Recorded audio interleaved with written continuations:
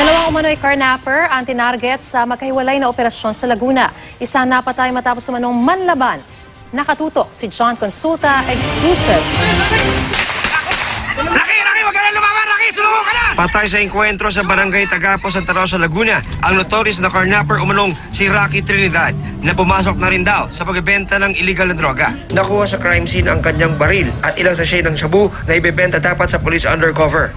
Ayon sa Santa Rosa Police, pumasok sa pagbebenta ng droga ang suspect matapos mahuli ang kanyang mga kasama sa carnapping group. Ito ay tirador ng motor at ang laro nito ay kadalasan sa Manila area siya at binebenta niya yan.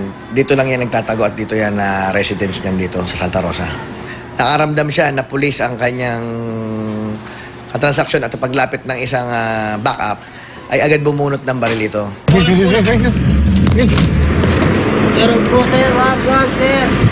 Bumagsak naman sa operasyon ng San Pedro Police at HPG Region 4A ang carnapping suspect ding si Crisanto Alvarez.